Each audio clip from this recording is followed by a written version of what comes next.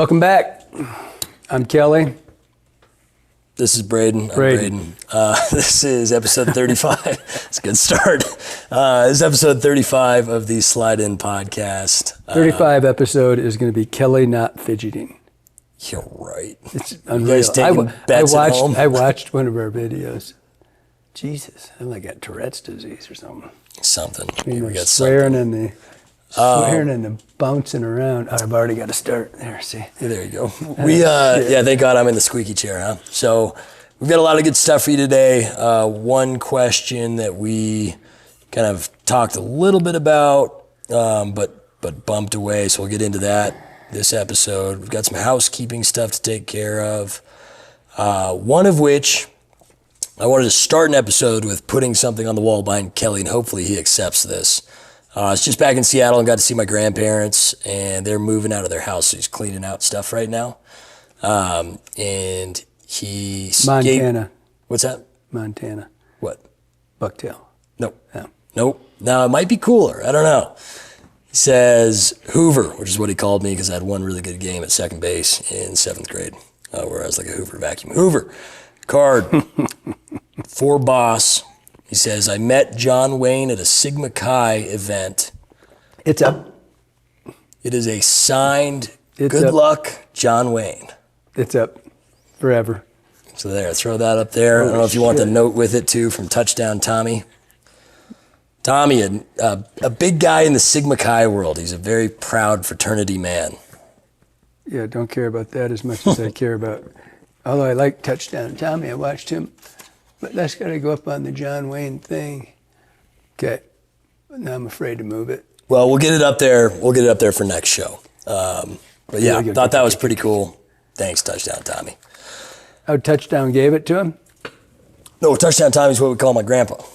Oh, I thought you meant Thomas Baker. I thought you meant the kid in Bozeman. No, Touchdown sorry. Tommy just got drafted in the NFL. Oh, really? Okay, all right. No, this Touchdown Tommy's 94. Lives in Tacoma, Washington. We should tell the other touchdown. We should tell the other touchdown. He stole somebody's name. All right, another housekeeping thing is Dallas Myers came into the shop. He was on a guide trip with Nate yesterday. Him and his wife came in. What's that? Unbelievable artist. Dallas? His wife. Really? And sculptor. No way. Spent an hour with him at the other shop. Yeah. Holy shit. Great people. Oh, just a total blast. I heard they were cousins with Darren Calhoun, who we were just down there with on the wind with him. I asked him, I was like, oh, you're Darren's cousin. He goes, buddy, when you live on the reservation, you're related to everyone. Well, his wife came in. This is Shedhorn Sports Smells. That's our dog.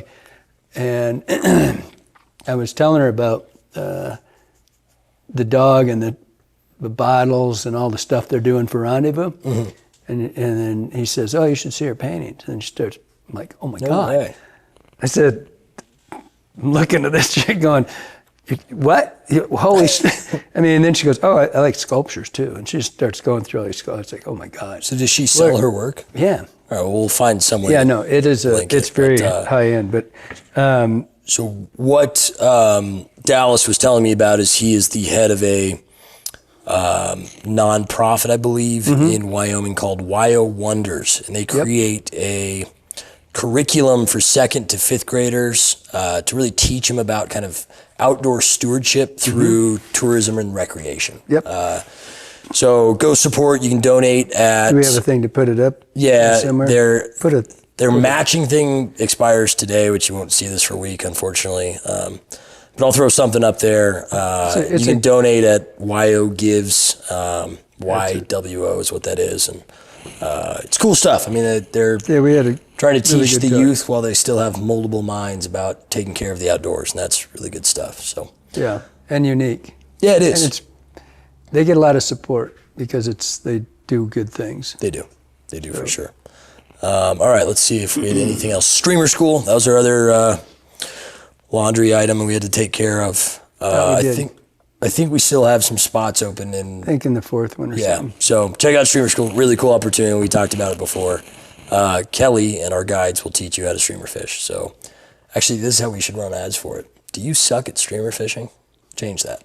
Suck just a little less. Streamer School. Yes. There's also whiskey there. Helps. Lots. All right, so the question we're going to get into was from Blackheart 3A. Like I said, I mentioned this on a podcast, I think 2 weeks ago, and then forgot about it. I moved pretty fast. Really appreciate the podcast. Looking forward to every Tuesday. Forgive me if this topic has been covered. But how do you all sort your flies in boxes, dries, nymphs, streamers, etc.? So Kelly brought over. We read this before, right? We read it, but we didn't go into it. Yeah, we said we would. Then he called us out and said, "You got he a called bunch us of out. dicks and you didn't do what you said." Bunch of assholes. You didn't ask my question. Yeah, answer. nice. I'm going to go get a box and come right back. Okay, I don't want to go crazy on this one because it's just two people's idea how this gets done. But I'm going to tell you how I do mine a little bit. I've changed over the last 10 years. I used to be psycho about organization in the boxes, still like that, but everything had to be in its place, right? And I used a lot of different types of boxes then. But in my dries and nymphs, I used all these CF box style with the slip foam, which you probably can't see that. Show me. I just put 3 flies in this box. I think everybody knows what they are. So will you give a brief description to the people who aren't watching what that box looks like? A slip foam is just soft foam, and there's 2 types. There's the softer foam, and then there's I didn't bring that box over evidently. There's the other types that are kind of a hard latex type stuff.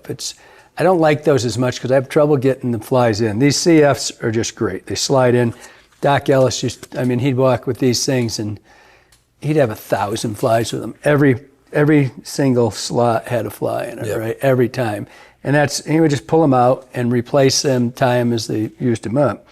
And they're really neat. They're really easy to compartmentize. You got your dry, you got your done, spinners, emergers, whatever you want to do, all duns, all spinners, and I like the smaller ones, but I'm a vest guy, right? And so I don't really like the giant ones that I have to put, if I'm using in the rare occasion I use a fanny pack, I just find it a pain in the ass.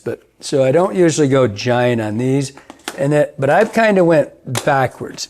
And I don't think there's any better way than this slip foam to have a truly organized, and these things don't come out. They do not, you drop it, maybe 1 out of 100 will move, but not very often.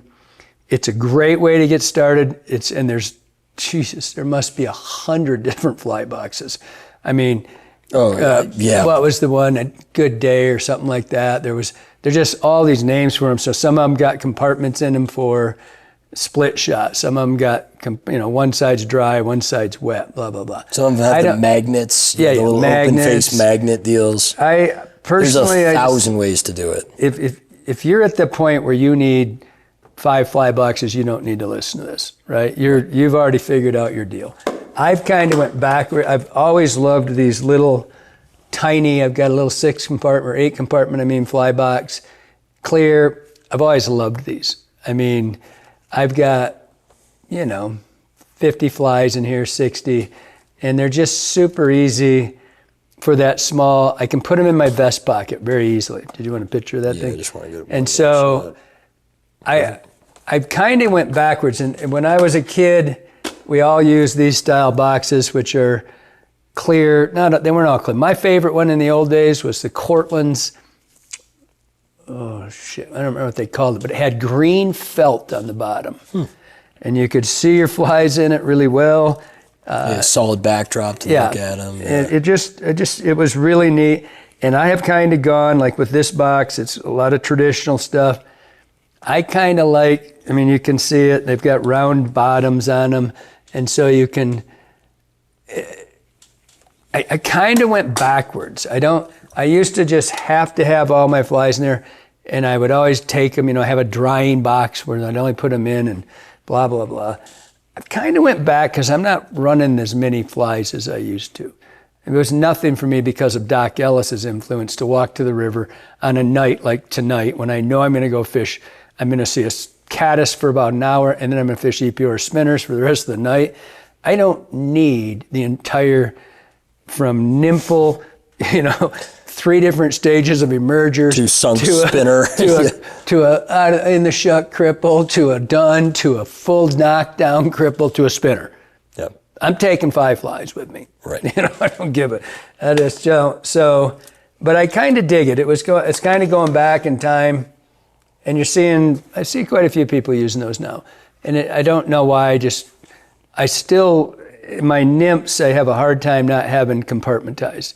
And in particular, like if you're a Euro trasher, it is so easy to take those boxes and I don't remember who showed me, probably, I think I got it, I can't remember, I saw it. It might have been Richie Strolis, it might have been, I forget who had one, and it had 4-0, 3-5, 3, 2, 2-5, so yes. and the bead sizes. Yep. And they went across when you have the boxes like this slip foam, but they were the thin profile ones.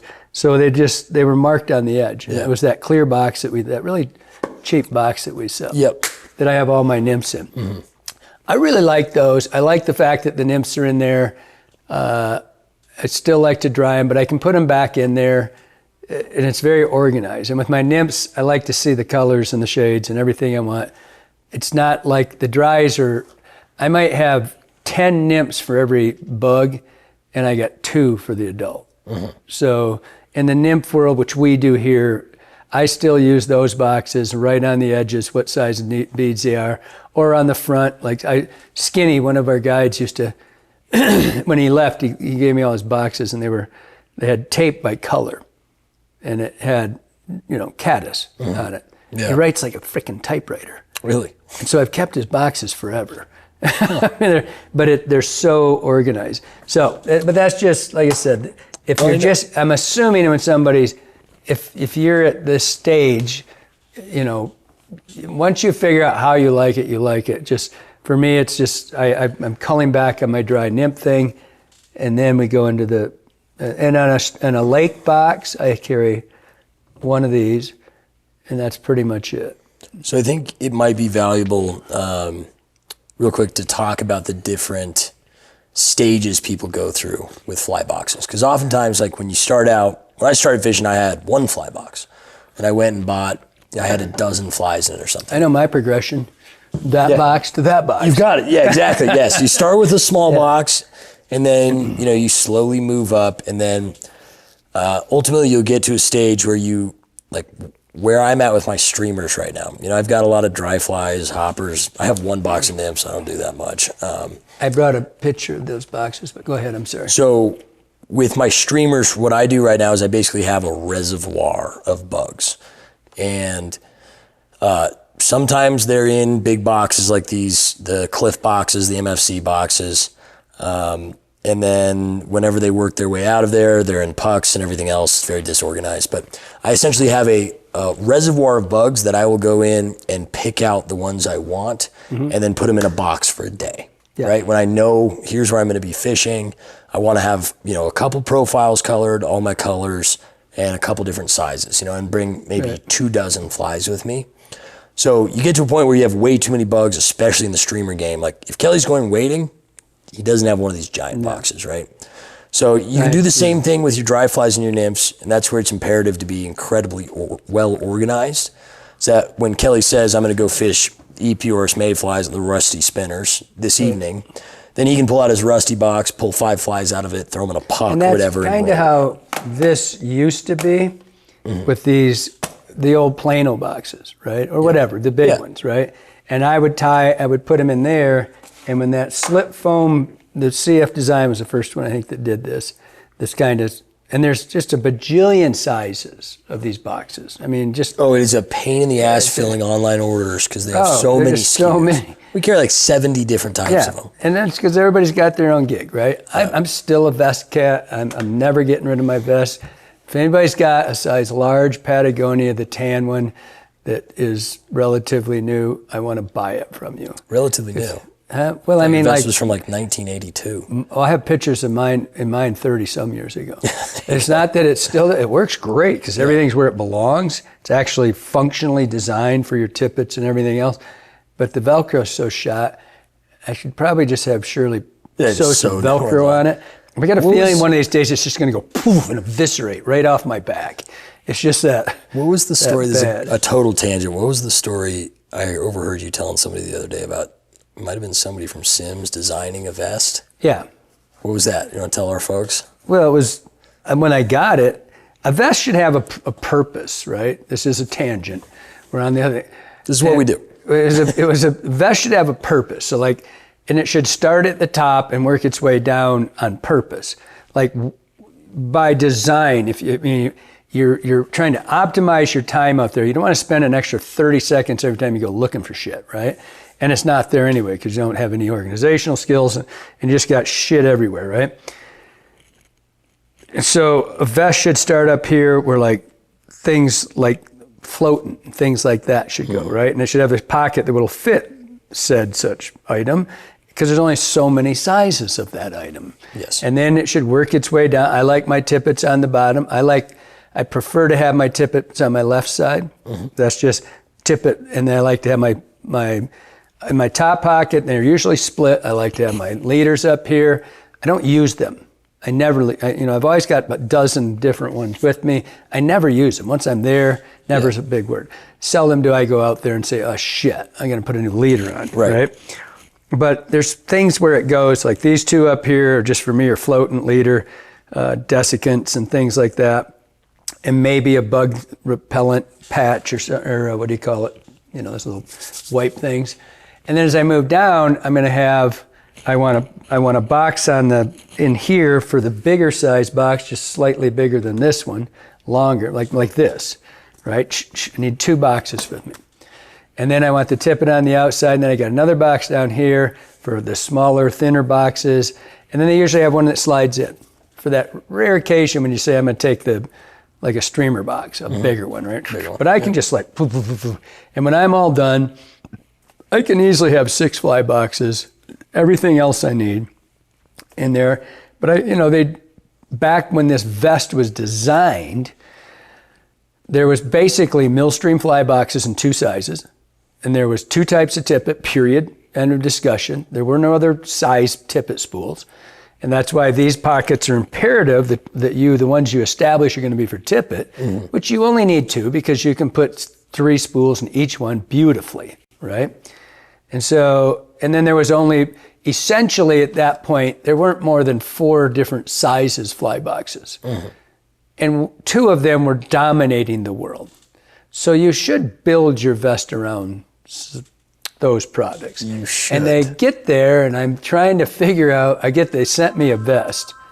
Oh, we forgot to do the phone thing. Pause. Okay, so you said they sent you a vest. So they send me this vest, and I'm going through it. Now we know that the boxes are all the same, and the tippet side, there's Maxima, and then there was every other spool in the world, right? So I start trying to put stuff in it, and I called the owner. I'm like, he called me. Did you get your vest? Yeah, really nice looking. I like it. I said, I can't figure it out. What do you mean you can't figure it out? I said, well, can't figure it out. Trying to get the things in the pockets, and it looks really cool, but the tippet pocket was too small for the one size and too big for the other, and only one box I could get in and I'm just going all around. He goes, well, let me have you call the gal who designed it. And I'm thinking, oh, cool. And mind you that back then they were 300 yards from River's Edge Fly Shop, which was one of the biggest shops in Montana then. And they said, get the gal on the phone. I said, hey, how you doing? She's good. And she goes, how do you like your vest? And I said, it's really cool looking. She goes, how do you like it? And I said, well, can't figure it out. She goes, well, what do you mean? I said, well, I've got these boxes and these tippets, and I sell all these in my store, but I can't get any where they belong, right? And I square peg and round hole. Yeah, things are not working, and like rounded edges so that a square box doesn't go down. Right. And it was just not really. And Purpose I said, design. Yeah, I said, well, I can't get the tippets, or they just fall out of the big ones in there. And I'm going back and forth, and I said, I said, it just doesn't, she says, well, what if, I said, how'd you come up with it? She goes, it looked good. I said, I get it, but it occurred to you to go up to River's Edge, just take a break and go up and say, what do you put in the vest, right? As opposed to just making one that looked good. I just didn't dig it, right? And so it's just it's a tangent. But tangent. Yeah, vest, I'm a vest cat. And so, but now a lot of people, but I understand their vests are coming back. So hopefully somebody will build a good one again. But back to the fly boxes thing. We used to do this storage thing in these boxes and then put them into here. I loved that when that happened. And the idea was that you would kind of, but eventually I started doing these. I've got a bunch of those folding mill. They're like the old Plano ones. Where it's just, compartments. And you just pick them out of there. Yeah, well, that's what those are. Yeah. And I kind of gravitated back. I used to, only because Doc Ellis did it, it was nothing, like I said, to see him show up with 4 swing leaves in his vest. That's 1,000 flies. That's incredible. And they're all perfect. Yeah. Mine aren't all perfect. So I just wanted to borrow Doc's boxes. Doc, can I take this when I do a seminar?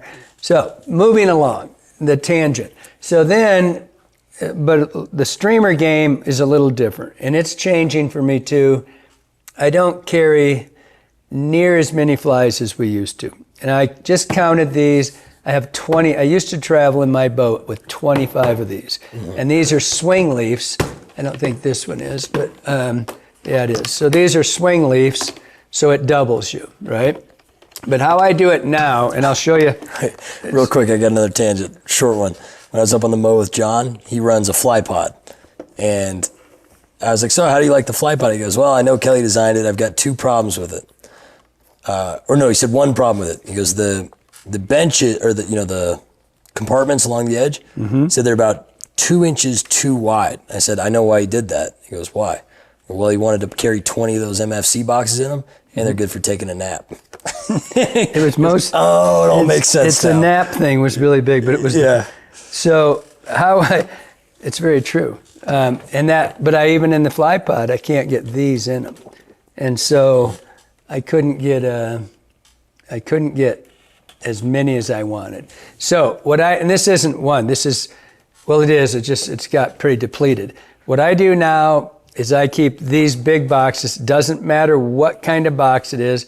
I use these because with the swing, and if you go, and I'll show you a picture.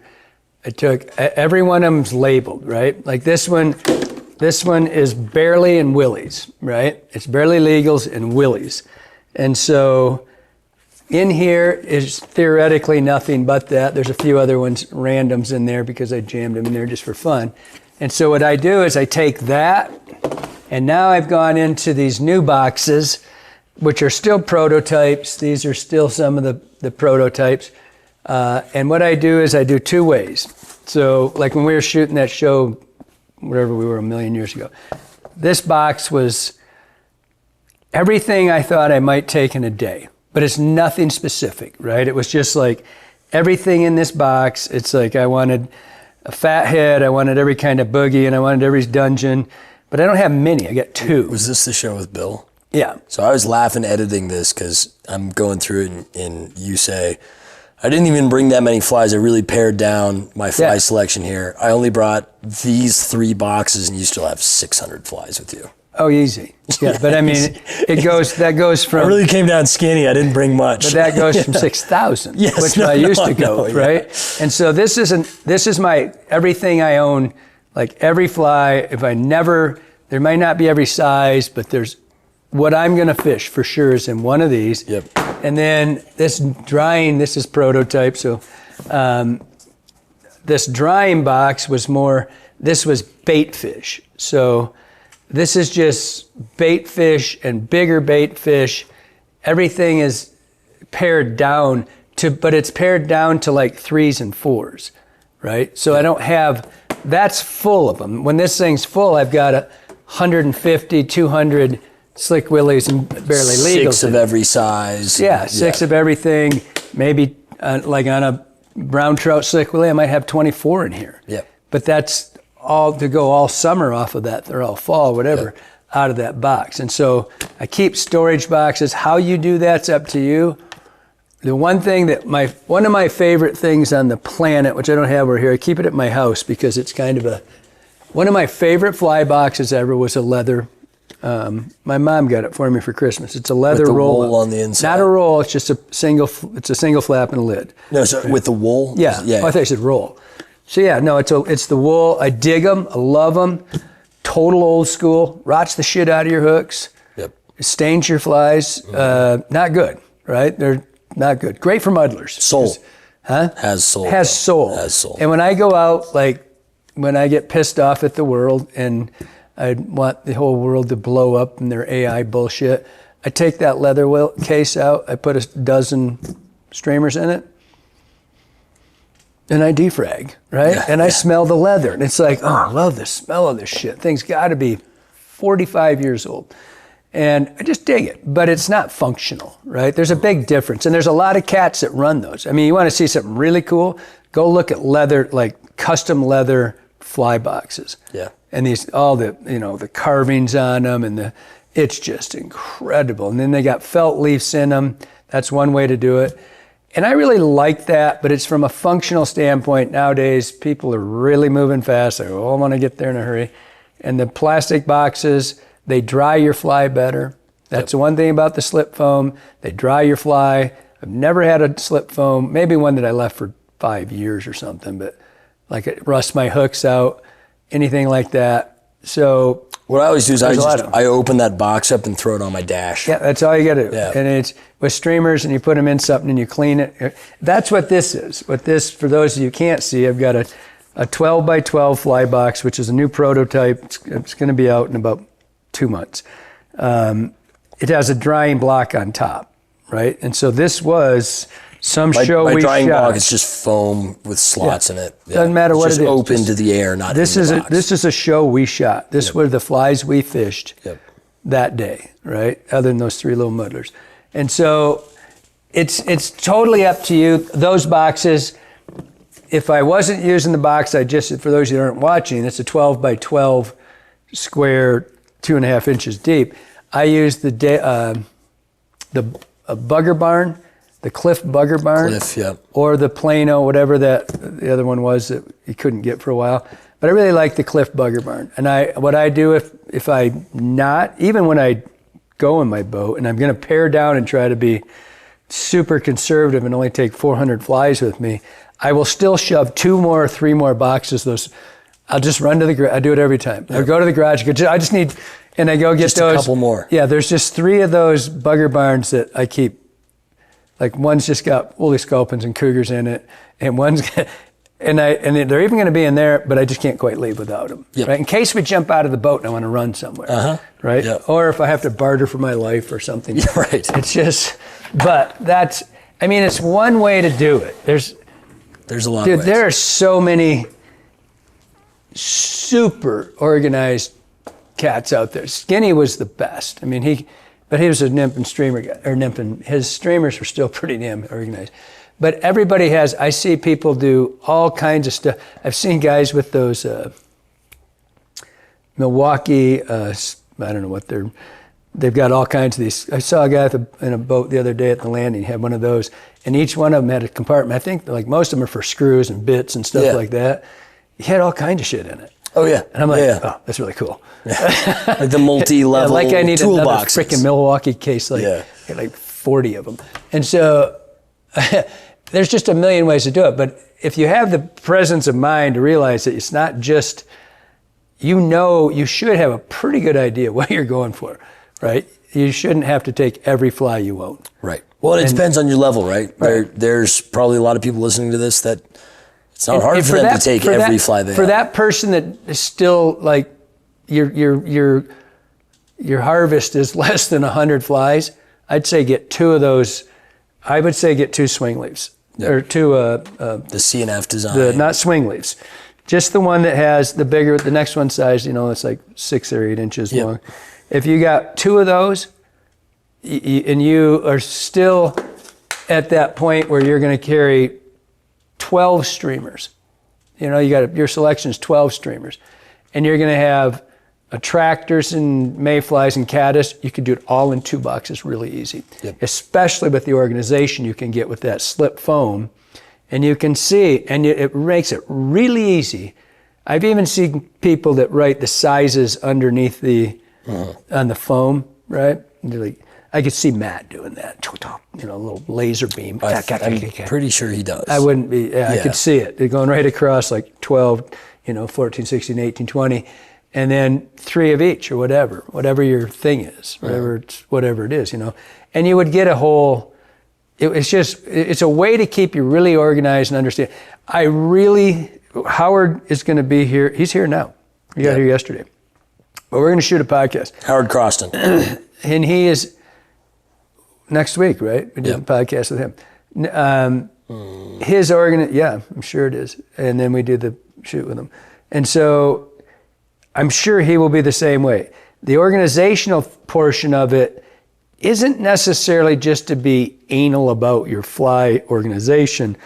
You should have an idea. It helps you to see that if you understand your day starts with the emergence or the pupation, if your flies are going to start, well, in some respects it could start with a spinner fall. But for the most part, you're going to say your bugs are going to hatch in the morning, throughout the day, and you can set your flies for how that works. Mm-hmm. And you're not guessing like, is that an emerger or is that I wonder what that one is.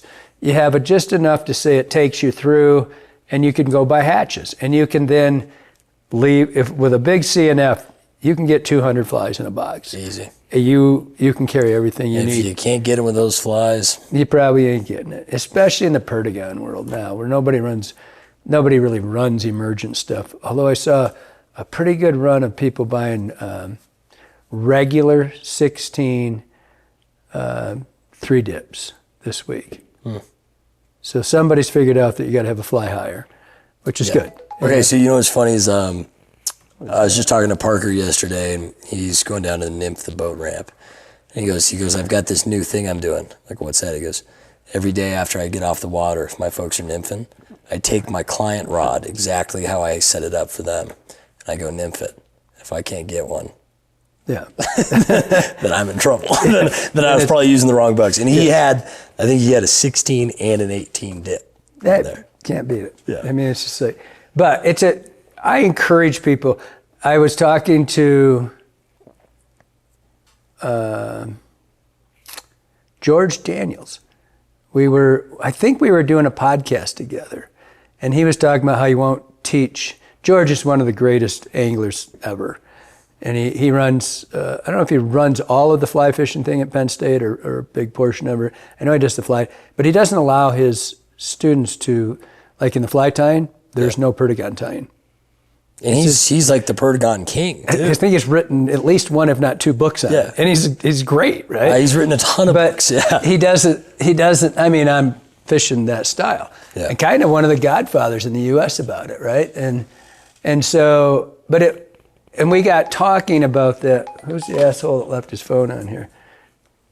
Me. Big A. But we got talking about it, how we grew up speaking Latin and knowing every single, you know how many segments is on a bug, and you know how many legs everyone's got, and why is one this way? And you build all these flies to crawl up through the water or pupate and wiggle its bud or whatever you did, right? But you knew every portion of it. And so your flies were associated, and you took great pride in knowing that at 1 o'clock, that, between 11 and 1, that Hendrickson it's a jackknife swimmer, and it's going to emerge very quickly to the surface, and you did that, and you followed that. Yep. And then, you went into your duns, and you went into the knockdowns and all that other shit. But you took great pride in it. And so your fly boxes were kind of, in that day, were a little bit more like I did, at least, in case Doc looked in my box, and I was like, there's 20 Hendrickson nymphs. It's and then proof that you know what you're talking about. It should, unless you stole Doc's boxes, because then I'd be stumped too. But I mean, it was just kind of a pride thing. But what it does do, aside from that, if you have it's amazing how often young anglers come in and say to me, well, I don't know, they don't really know the difference between a dun mayfly and a ant pattern, right? Well, what makes it that? And so categorizing your flies, when you buy the fly, and hopefully there's somebody in that shop worth of shit that's going to sit there and say, do you know how to fish this fly? And this is a really great skater. Do you skate this one? Okay, wait, so, and get a chance to learn, right? But categorization of flies, I think, really helps you start identifying it's amazing when you have people walk in and they'll say, like, the water walkers and the circus peanuts are right by each other, right? And you say, well, you want that golden water walker. And they'll grab a circus peanut. No, it's foam, but it's not. And you go, well, here. And you flip it over and you show them. I say, well, see what you're looking at? And so you see the belly and you get it, and you learn something, right? And that's what shops are supposed to do for you. And so if you categorize those flies and you say golden stone, yellow Sally, right? Nocturnal stone. And you go through and you go, wow, if you start doing that process where you say, let's say salmon fly, golden stone, yellow Sally, nocturnal stone. Wait a minute, there's a rhythm to this. Oh, that's when they hatch first, second, third, fourth. And that's a salmon fly. It looks like, they all look alike when you flip them over. What's this fuzzy piece of shit? Oh, it's an ant, right? Or whatever. And that subtle, just categorizing things, things start to add up for you. As you become a better angler, you go in and you say, got it, a spinner isn't this, or, oh, that's why we do. And you have, like I said with the mayfly, you would start with your nymph, your emerger, your dun, your spinner, and it starts to follow suit. There's not that many bugs, right? There truly aren't that many bugs. No, there aren't. And so you can get an idea, which then, and that's going to be my rant, I just thought of it. When we go to the rant, I'm going to follow with this. But it gives you a chance to actually learn what the hell you're doing, right? And you can sit and say, man, did you hit that emergence? What do you mean? That? Well, what kind of streamer is that? Yeah. Is that a new Charlie Craven pattern? No, and so it helps you learn as you go, because it's really not that difficult. Right. I mean, and that's what George and I were talking about, was that he refuses to just do those until they know everything about the emergence. Cool. And then when they're all done, they can tie a purdy gun. Yeah. But it really bugs him, because I called him out. I said, I saw that show where you said when you look for something, it's a shiny and gooey and shiny and gooey or something. I said, did you choke to death saying those words? And he's laughing. I love that guy. He's hilarious. He goes, yeah, he goes, we all did it. He says, but I asked him, I said, when you go fish, what do you do? He goes, what we did. Yeah. It's not as productive, but it feels better. Yep. I said, this is not going long, a freaking hour. Yeah, of course. I remember having a light bulb moment in a shop in Seattle when it kind of it was when I started to understand that different flies were imitating different bugs, right? That there weren't just elk hair caddis and royal coachman, that there's more to the world than that, and stimulators. So I went in, I'm like, well, I think an elk hair caddis is a caddis. Oh, that's a type of bug, right? Yeah. And then I had a parachute Adams. That was the other one, right? I'm like, okay, I think that this is a mayfly. And I remember talking to him. I go, okay, so I think I have my caddis over here, my mayfly's here. What's a stimulator? They go, well, it's a stimulator. I'm like, stimulating fish to rise? What is it? And they're like, really, a stimulator's, it's sort of androgynous, but it's also kind of a stonefly, right?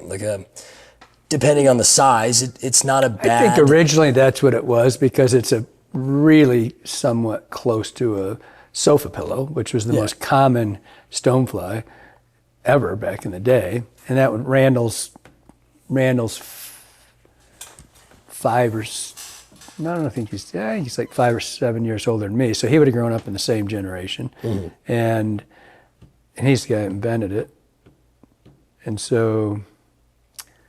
I would say so. I don't know. Yeah. But some of them are just flat ass attractors. Yeah. Well, and that's what I figured out. So I remember organizing my box, and I was like, I've got caddis, I've got mayflies, I've got stoneflies, and then I have what you might call your general attractors, which is that royal coachman, the royal wolves. I mean, all these not exacting patterns. And then, so I think it's important to kind of break them into your bugs, and then, like Kelly talked about, break them into the stage of the bug, and then sizes. So and there's more to this than ego.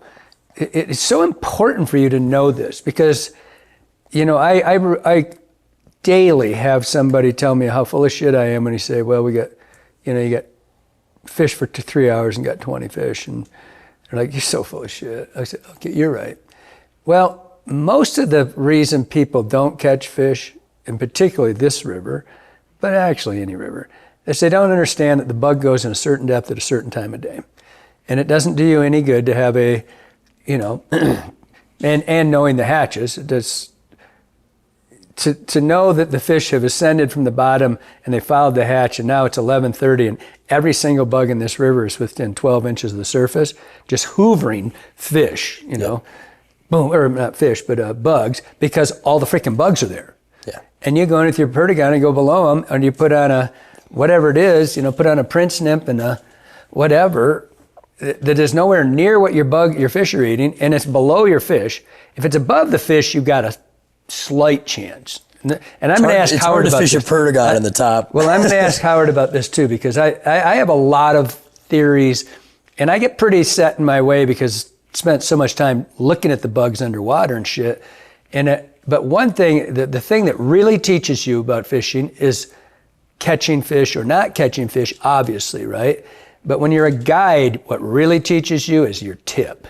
If you get your ass kicked and somebody else doesn't, somebody's doing something better than you are, right? Mm-hmm. And to me, one of the things that I figured out really early in my life, fish seldom will go down for a fly. They will not, and I'm talking about bug-eating fish. They will not change their cadence that they follow. The bugs start on the bottom, they go to the top. Every day, 365 period, end of discussion.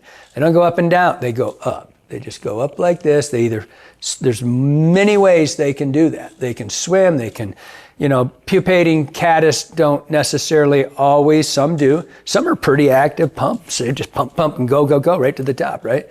Some just kind of hang and drift and go. It behooves you to know where those are. And it happens the same time almost every day on every emergence of every bug. They're all different, obviously, so there's different times, but here they come. And the one thing that I found for me in almost every style of river fishing was that a fish seldom will go below his head and start eating. And so you go out and you're throwing your Pat's rubber leg in the middle of July when there's, you know, or August and there's no bugs out there. And that's because that's what everybody did on this river for the first 20 years I lived here. Everybody ran a Pat's rubber, and usually two, right? And so great, you've got two flies below your fish that they haven't seen that bug in months. That doesn't mean you don't catch some. You will. You will catch fish. But the person that goes down and puts one, say they put in a beadhead hare's ear and they put in above that, you know, an emergent mayfly, you know, a Charlie's Juju or something like that, which is in the film, and it's got a reflective back because it's sunny on this river, and the fish is used to seeing a size 18 Juju Baetis or, you know, with a reflective back because the sun's on its ectoskeleton and it's shining, and you go, and the fly's in the right spot, and you catch every single fish that goes by.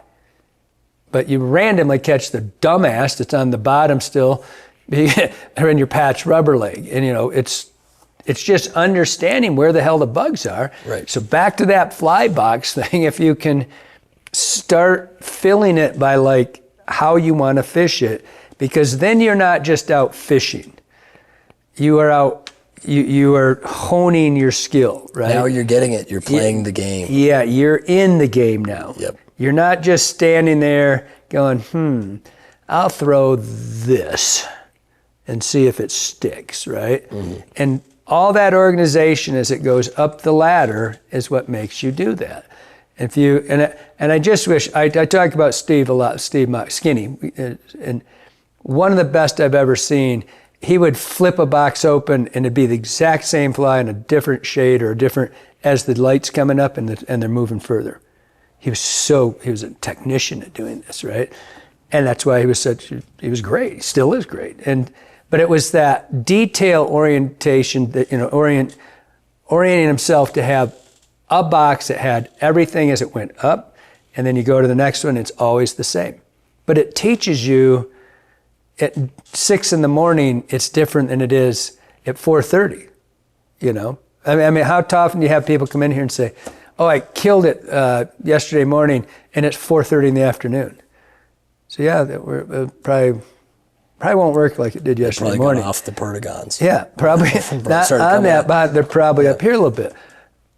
I don't know, and so almost like, were you trying to sell me some extra flies? Yeah, that's what we do. Yeah. We just try to screw you out of flies. Yeah, I don't make commission. Yeah, I'm trying to sell you extra just to help Kelly out. Yeah, no, we're trying to make you get so you don't buy the flies. This is a teaching thing, dude. But it's just a thought process. Okay, we got to get off this. So it's going to be really short. The one more thing, I was talking to 2 guys who are newer in here today. They're newer anglers. This is the first thing they said to me, and they said, so how do we know what to do when? I was like, I'm still working on it, dude. It takes a long time to figure out. I said, there's 2 ways to get better at fishing. One, spend a lot of time reading and learning online. Or that's how you become smart, and then you have a plan. Or you can be dumb and have no plan, but be willing to change. And then you go out there and you just change flies, change weights, change depths, change everything you can, and then try to take note of when a change works. Change with a purpose. Change with a purpose. Well, but if you don't understand anything, you don't have a purpose to change but if you say, well, nothing's happening here, but that's not. I talked to 2 young guys on the river 3 nights ago, right? And they've been fishing all day, and they didn't do very well. And I'm sure they were trying to figure out, because I'm standing there with my vest, and they're, hip young studs, and they're all sweaty because they've just hiked that mountainside to get back. They're going to their car.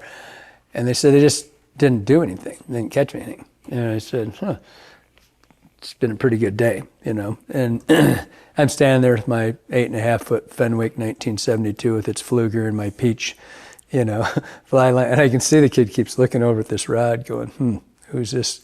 Guy might be homeless. Maybe he's feeding us a line of shit. And we just sat there. And they were really cool guys. They were really nice young men, probably in their early 20s. And I said, well, where were you fishing? He goes, well, those guys over there are killing it. They got the hole. I said, nah, that's not how this works. This river's got, thousands of fish. There's 4,000 fish per mile up here. Every hole has fish. And I said, well, you see the water they're sitting by? I said, that's what you were looking for. I started explaining water to them, and the one kid said, he was a great listener, and once he stopped me, he goes, so you're saying? I said, yeah, that's exactly what I'm saying. And you saw this light bulb. He says, well, if I'd have known, and they've been fishing for, I think he said 8 hours, or no, since 7 o'clock, and it was 13 hours. And I said, and they'd both got one. And we were sitting there watching these kids with spinning rods throwing out with a bobber, and they're just hooking one every other cast, right? I said, it's more about where you're fishing than it is anything else. And we just talk, we talk, and he finally goes, so you're saying that it should have been not in front of and not. I said, see how that one guy's throwing way out in the middle? He's wasting his time. He's just throwing as far as he can, and the guy looks at his buddy looks back at him, and he goes, got to tell you, that's how. And the one guy said it 3 different times. If I'd have known that, I would have fished the river completely different. Light bulb moment, right? So it's like, boom, you got to know where it is. And the whole thing's about, that's life's journey, right? So organize your fly boxes. Organize your fly boxes. Thanks for that question. Sorry we didn't get to it last week. It's probably my fault. I'll blame Kelly's fault. All right, this next question comes from Molly, MU11Y. Let's go with Molly. It says he's 21 from Ohio, watched a rod review from us and bought his first fly rod. Always wanted to try fly fishing, but never got around to it. He says Ohio is nothing like Colorado or Montana, but he loves it nonetheless. Says he had one question. It'd be, what advice do you have for young anglers getting into fly fishing, and what would be some of the bare necessities you need to start out? So I just talked to the kid in here today, Connor, who's working for a ranch just up the road, and he's brand new to fly fishing. He said he just bought a kit rod for someone in West Yellowstone, and he said, I've got a rod, I've got some flies, I've got some hoppers. That's what I want to do. What else do I need to fish? So I thought it might be a good exercise, and the folks who have been fishing for a long time, this probably won't be as interesting. But in terms of bare necessities, maybe you're taking somebody out, taking them fishing. I brought over a couple of things that I helped Connor out with. One, we really talk a lot about kit rods. Kelly loves them. He converted me, not that I was ever a big expensive fly rod guy, but I love kit rods. There's a Lamson kit that I've been trying to throw fly lines with out in the parking lot. Kyler and I have been doing that. It's a great stick. The Cortland guides are spectacular. They're great. The Echo stuff's good. That's the lift. The Traverse is the next step up. I threw salmon flies on that Cortland one you had in the boat that day. I love that. It turned it over great. I mean, it's a 6-weight, and it flexes like they're supposed to. But that whole series, and the same with the Echoes, all good. I think but the point is, you don't have to go spend it's kind of the thing that's kept so many people out of our sport. One, our arrogant attitude, and two, the price of this shit's ridiculous, right? Yeah. And so this is, I think, $190 rod reel line. Yeah. You could spend $1,500 easily on that stuff. Easy. And this is $190, I think, $170. I can't remember. I'll link it to our website. All the stuff is on slidein.com. By the way, we're not trying to sell you stuff, but if you need to buy it and you want to support us, great. In terms of bare necessities, I set Connor up with 7.5 foot 3X leader on this river. That's great. Certain other rivers, it might be different. So go into your local fly shop for advice on that. I got 3 and 4X tippet spools. And what I actually forgot, I got him tippet rings too, because he said he didn't know a knot to connect line to line. Tippet rings are great for that. And then floating, and then a box of flies, which you don't even need to buy a box when you're starting out. It helps for organization. Half the guys here run off pucks. Pucks. I run pucks. I am not the most organized individual. That's probably why I forget the last guy's question for 2 weeks. I run a ton of pucks. And I have my, like I said, reservoirs of flies. What's that? I think they are a plague. Pucks? They end up in my boat everywhere. Oh, yeah, totally. No, it's the worst. It's not organized at all. But if you're just starting out and you're very cost conscious, you don't need to buy a box the first day you go. Most fly shops have pucks. You can get your 8, 10 flies in here and go out and start. Eventually, you want organization in boxes and everything. But this is a cost-cutting technique if you need it. So you forgot one. What did I forget over there? Nippers. Nippers are very important. And we've got them, I think these are $8 or something. So nippers, you can spend $300 on them. And you can go buy a pair of fingernail clippers and they work just fine. Yep. And they're 60 cents sometimes. You don't have a pair of Hemos.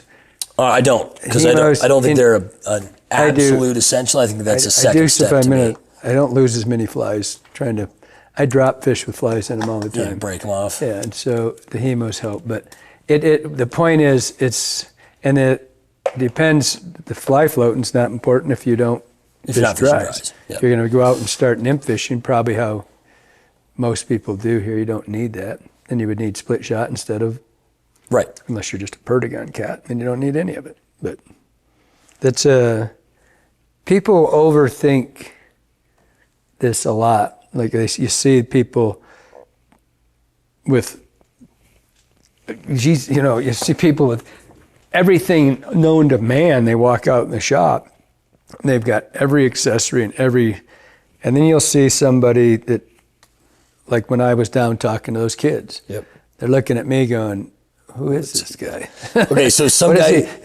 this guy doesn't have any cool shit. one of these meme accounts on Instagram, and I wish I could give him credit because they just make me laugh. There's a ton of them out there, but he did a series of like ranking the people you see in fly fishing by how dangerous they really are. And, it's like the cat who shows up in the SUV who gets out with all the brand new Orvis shit with the tags still on.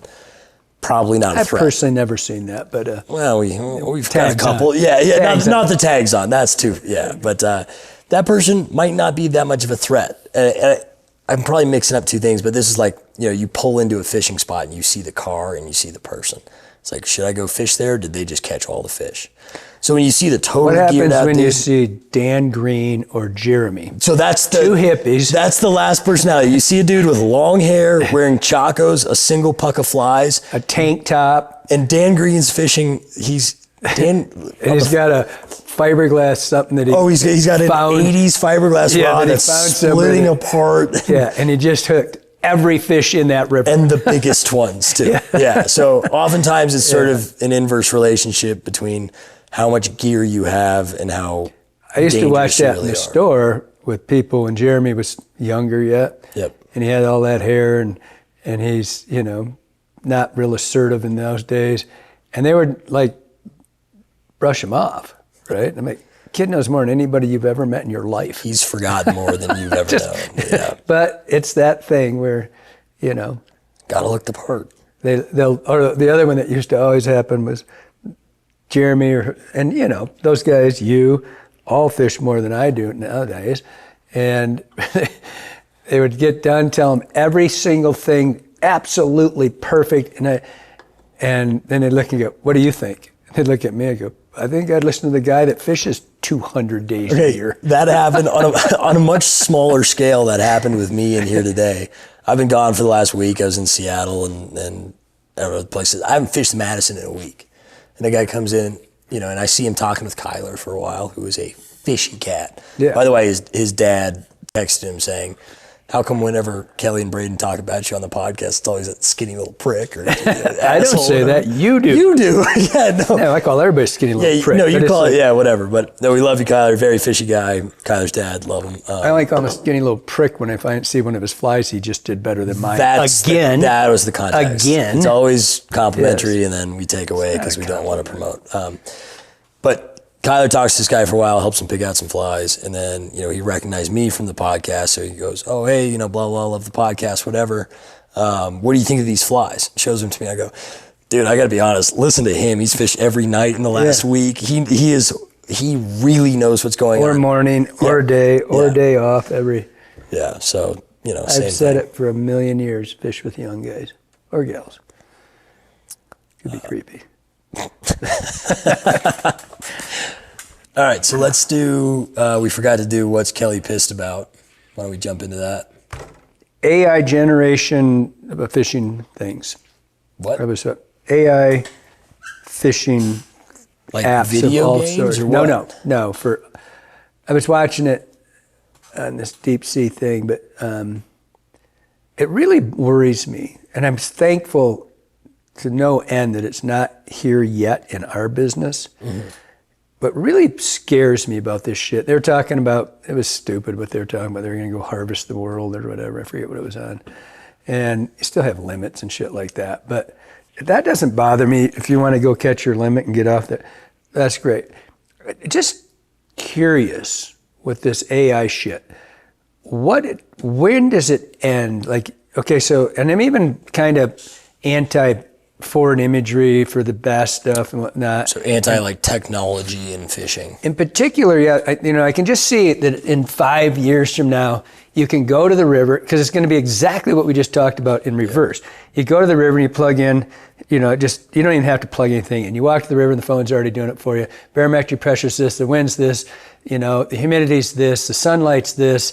And historically speaking, of all the data points we've collected off those phones over the last, 5 years, it is imperative that you throw on 4X tippet, you throw it 13 degrees upstream, you put on a 3.5 bead, and you follow it with a 2.0, and you want this one to be green and this one to be brown. What the fuck? You're only reeling goddamn fish in.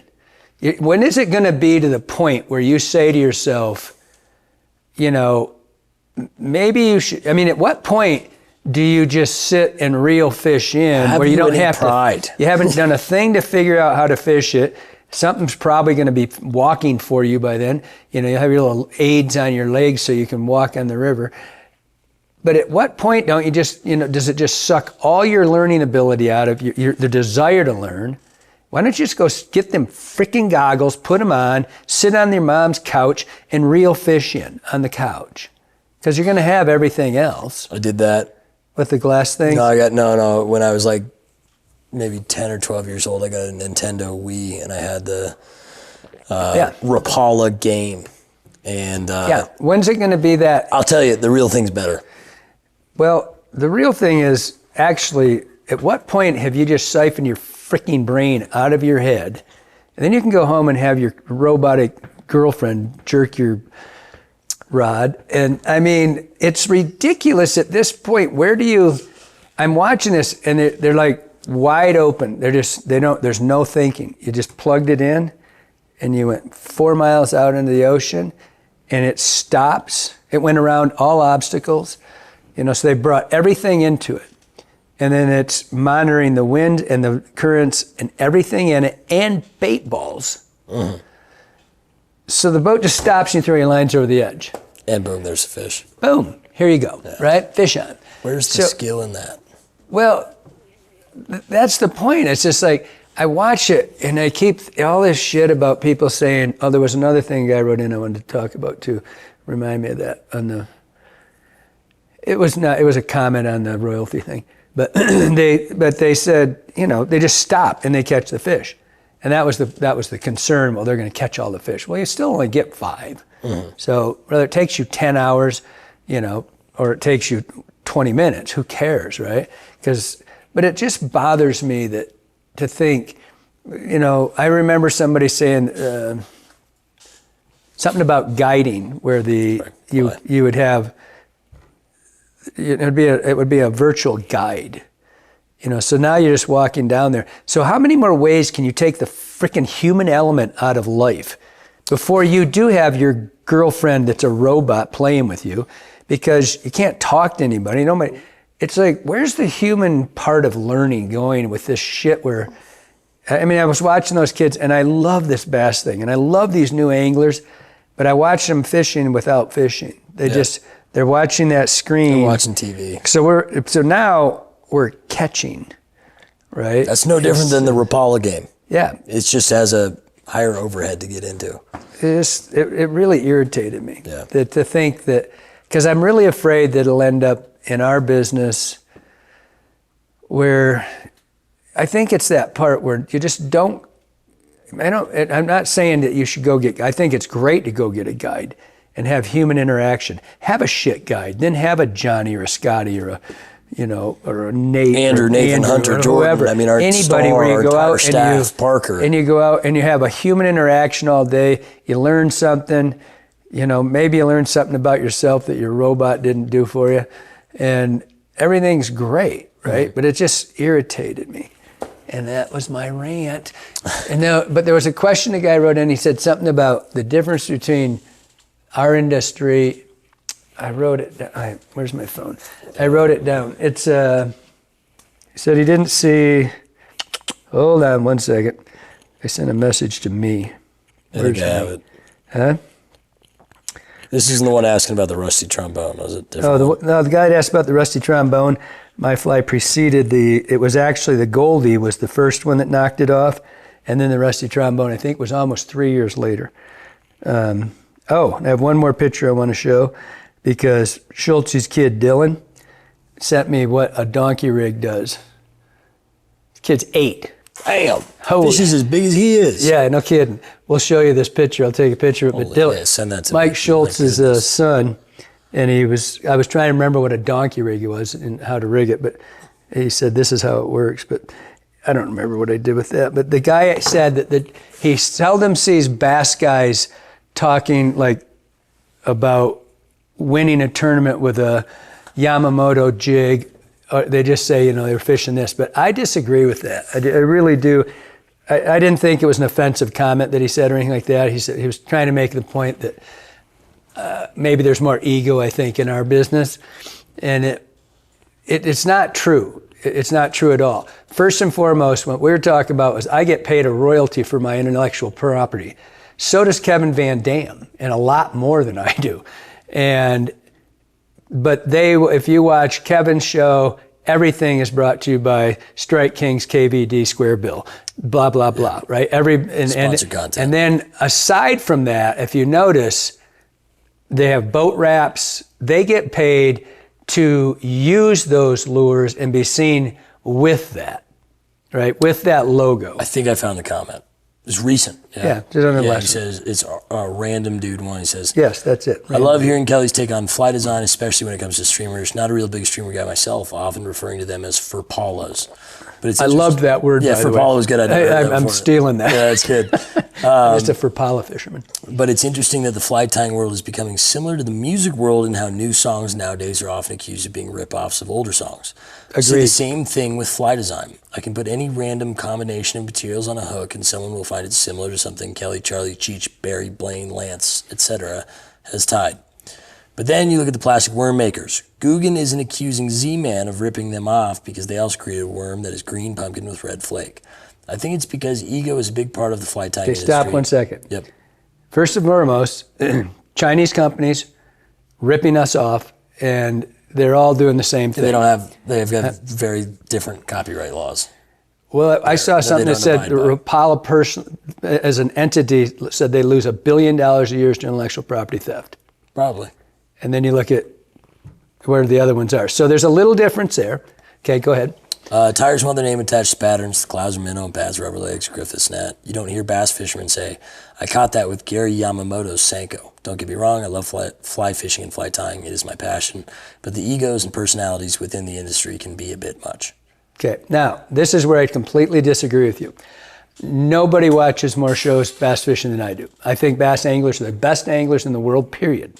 They fish for the most money, so you're going to have the best talent, right? You don't just go win a bass tournament because you got more money. I've had several buddies that thought they were going to break into the world. They're rich and they're going to go show those guys, and they haven't even placed in the top 10 in a local tournament. Right. There is a skill set that starts with those kids at 3, 4, 5 years old. You can now there's high school tournaments that give you scholarships to college. There are collegiate scholarships for bass fishing, right? These kids are incredible, and they're going to make millions of dollars. But you're wrong, and when you say, I never hear a guy say that. Watch Zona. They will never not tell you exactly what they do, what they caught it on. They're paid. I get paid when you buy a fly. I get a percentage of your fly. But when whoever is fishing, if Kevin Van Dam was fishing a Strike King, he's going to say, and by the way, the number one selling lure ever was the Sexy Shad. When it came out, it was the biggest infomercial ever. I forget what, like 4.6 million units in a 24-hour window, right? And Kevin happened to fish that Sexy Shad throughout the entire series and then wins with it and then announces it'll be for sale at midnight that night. Bang. And becomes the big, I saw an infomercial commercial saying it was the biggest one ever on a 24-hour windows all. But if you watch Zona or anybody or any one of the bass guys you like, they will tell you when they land a fish, they will say that was a Yamamoto, a Senko, whatever they're going to say. Yep. They're going to say it because they're paid to say it. So they don't get paid like Kevin gets paid, I'm sure, by lure, because everything that says KVD on it, or Bill Vance or whatever, Parker, I don't care who it is. But if they're in a tournament, they will say that every single time. Yep. And because they're paid to have that logo on their back, even most of them have their own lures, right? And so I remember when Hank Parker came out with the titanium spinner blade. Jeez, that's all I heard. Hank Parker spinning titanium over and over and over and over. Well, he got a royalty on every one of those. I wish I could get I wish I got that numbers. That would be very cool. Great. I would like to have one fly that sold 7 million in a season. That would be okay. We'd have a better set. Yeah, I'd have a better camera guy too. Shit. Yeah, like watching the Van Dam experience. I love Kevin. I loved watching him his whole career. He's from Michigan, and I followed him forever. But he's fishing with Luke Bryant on Luke's private lakes, right? And then he's fishing with all the pros and blah, blah, blah, all the guys from the Detroit Lions. And all you shit got like is that. Bill Erdman. Huh? Yeah. And you. And Johnny. Ugh. So that was a double rant. Not a rant. I just wanted to clarify. And I thought it's a legit thing, but I disagree with the fact they don't call that out. Let's wrap up. Band of the week. Lucinda Williams. Lucinda Williams. I'm going with... She's a skanky chick. I love her. What a tramp. A month from today, the day we're filming this, I will be at the Billy Strings concert in Bozeman. I thought you already said him. No, I haven't. Love Strings. Haven't seen Strings live yet. It'll be the first time. It's inside. I know everybody told me don't do it. It's inside. Whatever. I haven't seen him. I'm excited. I have one more thing before we go. I just thought about this. This book just came out. It's from IFFF, International Federation of Fly Fishers and Tires and all that. This book I've just got it. It's incredible. Go to FFF or to the IFFF website, and you will see. This is. I hate this thing going crazy here. Hold on. This is a great Inside, ad. this is a great ad. Just trying to get it. They don't want to crack all the spines. It is full. The best tires in the world, absolutely, and it's mostly a tips book, right? It's got. There's just a bunch of. This is an incredible. In particular for somebody who's in that mid-level of tying. This is an incredible resource. It's got some of the greatest tires ever. If you don't know about IFFF, if you do know about catch and release, you should understand, if nothing else, that Lee Wolf, I believe, is one of the founders of this. He's the godfather of, I think, of catch and release. But there are so many great tires in this book. And if you're a club person, IFFF is really, it's a grassroots club. It's huge. It's international, obviously, but I've been a member of this thing, I don't know, since the 70s, I'm sure, or maybe mid 80s, and somewhere in there. But incredible book, incredible resource. Everybody worth their salt in the business is in this book, so take a look at it. I don't know what it is. I think it's like $45 or something, but well worth. Should be on every fly tires desk. In particular, that mid-level tire where you're just trying to hone stuff, right? Refine. Just refine everything out. But it's a really good book. It's not by anybody because I don't know how many authors, I should know that, how many contributors there were, but I'm thinking it's probably in the 20, 30 something. Are you in that book? Very small, very little. That means it's reputable. Yeah. Yeah. They called me right at the very end. No, they didn't. They called me really. I said, I don't. A lot of those guys like Skip and guys like Morris and the guys that are just so really want to write a lot and they're so detail oriented. And I said, start your thread here, start your thread there. Yeah, there you go. There's guys that just articulate it much better than I do. So, and I got a bajillion videos you can watch. So, and they're all the same. So, start your thread here, end your thread here. And then I did this thing about starting your thread, and I used this pretty heavy thread. It looks like shit. Oh, nice. I should have used really fine thread. I didn't know they were going to blow the picture up. Just how to start. Like I just said things like how to have even heads every time or set your tails in the same spot. Very rudimentary. Yeah. But knowing that everybody in the industry out there, all those guys that are super techs are they'll be War and Peace. Deep. Oh yeah. And it's really cool to look. But anyway, it's a phenomenal book. I've just got it and I've been scanning through it and I'm sure you'll love it. Boom. And that's all we got for episode 35. That's all, folks.